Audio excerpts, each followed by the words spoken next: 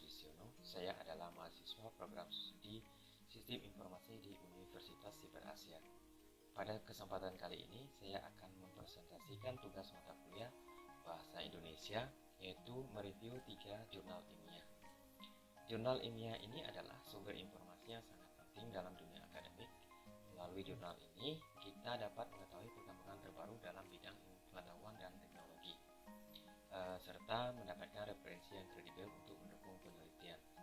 Dalam presentasi kali ini, saya akan membahas 3 jurnal ilmiah yang relevan dengan bidang studi saya, yaitu sistem informasi.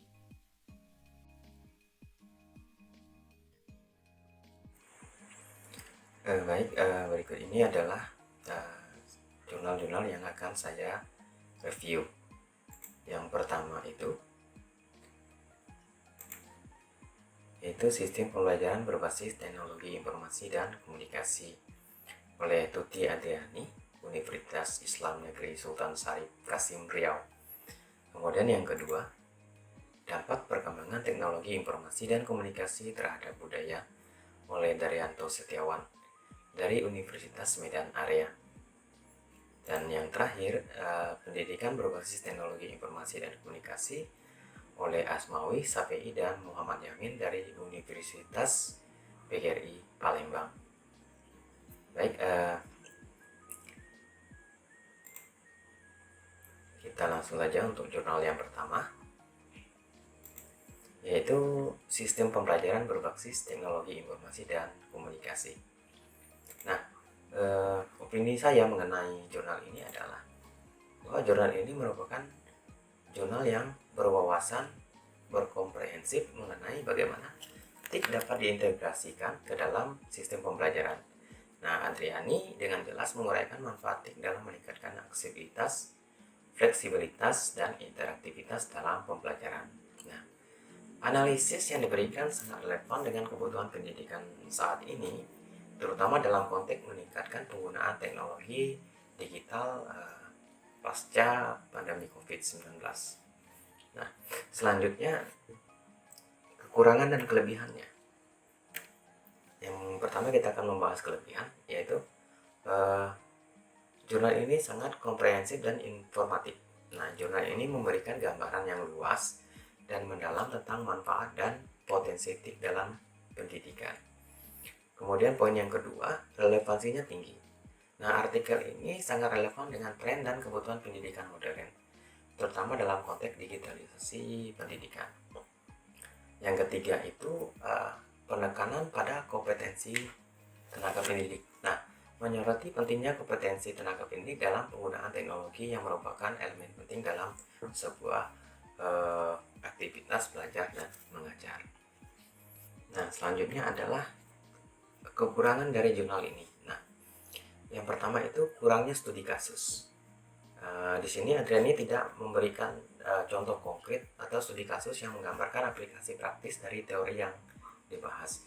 Misalnya, apakah dia menggunakan PowerPoint atau Word atau lagi tren sekarang adalah Canva, itu tidak dijelaskan oleh Adriani pada jurnal ini. Kemudian pembahasan tantangan yang terbatas. Nah, artikel ini kurang mendalam dalam membahas tantangan dan hambatan yang mungkin dihadapi dalam penerapan TIK. Nah, tantangan itu misalnya hardware-nya bagaimana, apakah ada kendala internet, lalu bagaimana sumber dayanya, baik itu sumber daya teknologinya maupun sumber daya manusia yang menjalankannya. Nah, kemudian yang ketiga, kurang data empiris, tidak banyak data empiris atau hasil penelitian di lapangan yang disertakan untuk mendukung argumen-argumen yang diajukan. Nah, tadi kurangnya data aplikasi, kemudian kurangnya data tantangan, kemudian apakah sistem pembelajaran ini perlu diterapkan pada sekolah mana, sekolah A, B, C, itu tidak digambarkan dalam dituangkan dalam jurnal Sistem Pembelajaran Berbasis Teknologi Informasi dan Komunikasi ini oleh Adriani. Baik, selanjutnya, nah, alasan kenapa saya memilih jurnal ini. Nah, alasan saya adalah cukup menarik ya, karena topik yang sangat relevan dengan jurusan perkuliahan uh, karena yang saya ambil adalah jurusan sistem informasi, dan ini masih berhubungan dengan jurnal yang saya review ini. Kemudian artikel ini memberikan dasar teoritis yang kuat dan paduan praktis yang berharga dalam memahami bagaimana TIK dapat meningkatkan proses pembelajaran. Nah, selain itu, isu kompetensi tenaga pendidik dan dalam teknologi dan aksesibilitas materi pembelajaran yang dibahas dalam jurnal ini sangat menjadi fokus dari penelitian saya. Nah, kesimpulannya adalah secara keseluruhan jurnal Sistem Pembelajaran Berbasis Teknologi Informasi dan Komunikasi oleh Tuti Adri ini adalah kontribusi yang sangat berharga dalam literatur pendidikan modern. Kemudian meskipun memiliki beberapa kekurangan, terutama dalam contoh konkret dan pembahasan tantangan, kelebihan, serta dan lain-lain dalam memberikan analisis komprehensif dan relevansi tinggi, membuat menjadi referensi yang sangat penting bagi pendidik dan peneliti dalam bidang pendidikan. Nah, jurnal ini memberikan dasar yang kuat untuk penelitian lebih lanjut dan aplikasi praktis apa yang perlu diintegrasikan pada TIK dalam sistem pembelajaran. Nah, oke, itu adalah hasil review saya untuk jurnal yang pertama, yaitu jurnal Sistem Pembelajaran Berbasis Teknologi Informasi dan Komunikasi oleh Tuti Adriani. Baik, kita lanjut untuk review dari jurnal yang kedua. Nah, jurnal yang kedua ini adalah dampak perkembangan teknologi informasi dan komunikasi terhadap budaya. Nah,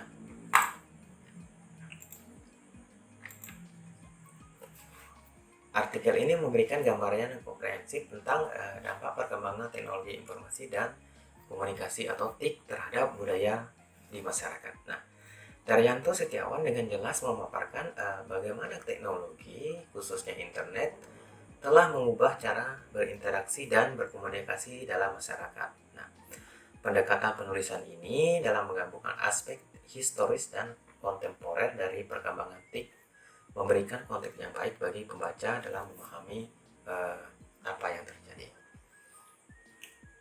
Nah, kemudian kelebihan dan kekurangan. Baik, kelebihannya dulu. Yang pertama, dia komprehensif. Artinya artikel ini mencakup berbagai aspek perkembangan TIK mulai dari sejarahnya hingga dampak sosial dan budaya. Kemudian bahasa yang digunakan itu mudah dipahami. Nah, di sini Daryanto menggunakan bahasa yang mudah dipahami seperti dalam artikel ini dapat diakses oleh pembaca dari berbagai kalangan. Kemudian pendekatan multidisiplinar dengan menggabungkan perspektif sejarah, sosial, dan teknologi. Penulis memberikan pandangan yang holistik tentang topik yang dibahas. Nah, sekarang ke kekurangannya. Nah, di sini kurang data empiris. Artikel ini kurang didukung oleh data-data empiris yang konkret seperti statistik atau studi kasus secara spesifik. Nah, budaya apa sih yang terpengaruh oleh dampak dari teknologi tadi? Nah, itu tidak dituangkan oleh Daryanto pada jurnal ini. Kemudian pendekatannya terlalu umum. Nah, di sini Daryanto seringkali memberikan penjelasan yang umum tanpa mendalami topik secara rinci. Kemudian yang ketiga itu kurangnya kritik terhadap perkembangan teknologi. Nah, meskipun ada penjelasan tentang dampak negatif, kritik terhadap perkembangan teknologi itu tidak dibahas secara mendalam. Nah, misalnya pada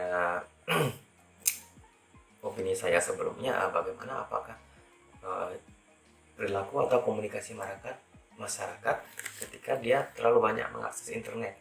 Nah, di sini tidak dipaparkan oleh Daryanto. Itulah kelebihan dari jurnal dampak perkembangan teknologi informasi dan komunikasi terhadap budaya. Baik, nah, alasan kenapa saya memilih jurnal ini. Nah, artikel ini memberikan perspektif yang berguna tentang bagaimana perkembangan teknologi, khususnya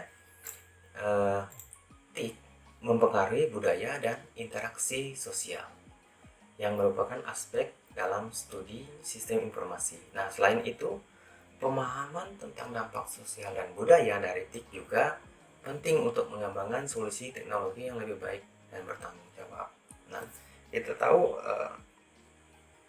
beberapa generasi muda sekarang dengan keseringannya mengakses teknologi, terutama internet, beberapa budaya itu mulai dari tata bahasa, perilaku,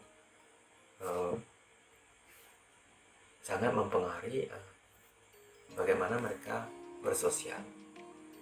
Bahasa-bahasa yang disampaikan di internet, kita bisa menarik kesimpulan ada beberapa yang toksik, juga beberapa cara pandang yang membuat anak-anak atau generasi muda sekarang menjadi tidak sesuai dengan budaya yang bagaimana yang sudah berjalan saat ini. Baik, kemudian kesimpulannya, secara keseluruhan artikel dampak perkembangan teknologi informasi dan komunikasi terhadap budaya oleh Daryanto Setiawan merupakan sumber yang informatif dan komprehensif tentang topik yang relevan. Kemudian meskipun demikian, artikel ini dapat ditingkatkan dengan menambah data empiris dan analisis yang lebih mendalam. Nah,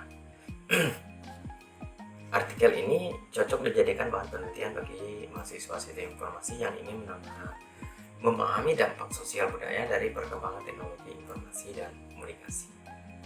Nah, baik, itulah review dari jurnalnya Daryanto Setiawan, yaitu jurnal dampak perkembangan teknologi informasi dan komunikasi terhadap budaya. Baik, selanjutnya kita akan membahas untuk jurnal yang ketiga.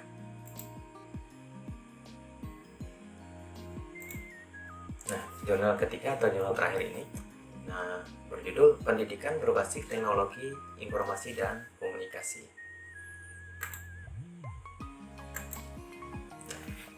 Artikel Pendidikan Berbasis Teknologi Informasi dan Komunikasi oleh Asmawi, Safei, dan Muhammad Yamin ini dia menjanjikan analisis mendalam tentang dampak teknologi atau dampak TIK dalam dunia pendidikan. Nah, jurnal ini masih cukup relevan dengan perkembangan zaman, mengingat TIK menjadi tulang punggung dalam banyak aspek kehidupan. Nah, tidak terkecuali termasuk dunia pendidikan.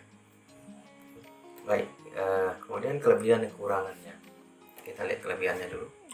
Nah, relevansi dan aktualitas. Nah, jurnal ini menyajikan topik yang sangat relevan dengan kondisi saat ini, di mana TIK semakin penting dalam proses belajar mengajar. Kemudian analisisnya cukup mendalam. Penulis memberikan analisis yang mendalam mengenai bagaimana TIK dapat mengubah metode pembelajaran, kemudian meningkatkan aksesibilitas, memfasilitasi pembelajaran jarak jauh dengan adanya Zoom, dengan adanya Google Meet dan sebagainya itu. Kemudian contoh implementasi, penulis juga menyertakan contoh implementasinya TIK dalam pendidikan Indonesia yang memberi gambaran konkret tentang penerapan teori ke dalam praktiknya. Kemudian kekurangannya. Nah, di sini kurang data, hampir sama dengan beberapa jurnal yang sebelumnya, kurangnya data empiris. Nah, jurnal ini lebih banyak bersifat teoritis dan kurang menyajikan data empiris yang kuat untuk mendukung argumen yang disampaikan. Kemudian pembahasannya terbatas. Beberapa bagian pembahasan masih terasa kurang mendalam. Nah, khususnya dalam aspek tantangan dan hambatan yang dihadapi dalam penerapan TIK di sekolah-sekolah di Indonesia. Nah, tantangan itu tidak terlalu dibahas secara mendalam. Misalnya, jangkauan internetnya masih kurang, kemudian fasilitas komputer atau laptop di sekolah itu masih minim, kemudian tenaga atau sumber daya manusianya masih terlalu belum memahami bagaimana menerapkan teknologi, itu tidak dibahas secara mendalam oleh Asmawi, Safei, dan Muhammad Yamin. Nah, kemudian yang ketiga ya, referensinya terbatas. Referensi yang digunakan dalam jurnal ini terbatas, sebagian bersumber dari hanya literatur lokal. Nah, mungkin perlu ada beberapa literatur internasional yang memperkuat data analisis mereka.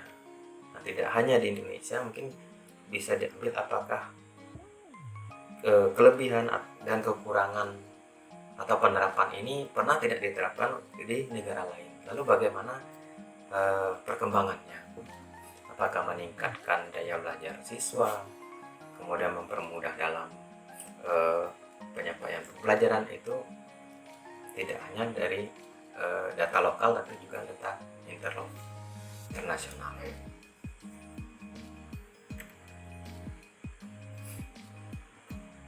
Baik, kemudian alasannya adalah artikel ini memberi pandangan yang komprehensif tentang bagaimana TIK dapat digunakan untuk meningkatkan kualitas pendidikan yang sejalan dengan tujuan untuk menciptakan lingkungan belajar yang modern dan adaptif terhadap perubahan teknologi.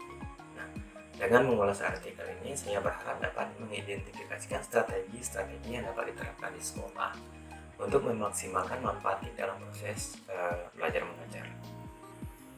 Kemudian kesimpulannya, nah, secara keseluruhan, artikel pendidikan berbasis teknologi informasi dan komunikasi memberikan kontribusi yang sangat signifikan dalam literatur pendidikan berbasis TIK. Nah, meskipun beberapa kekurangan, tapi ada beberapa juga kelebihan yang ditawarkan cukup kuat untuk menjadikan sebagai sumber referensi yang berharga dalam penelitian dan praktik pendidikan. Nah, saya sangat merekomendasikan artikel ini pada pendidik atau peneliti yang tertarik dengan penerapan TIK dalam dunia pendidikan.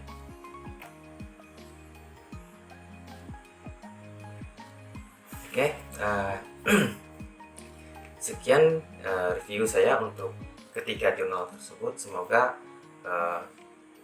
apa yang telah saya review ini bisa menjadi bahan referensi, bahan pembelajaran untuk teman-teman sekalian.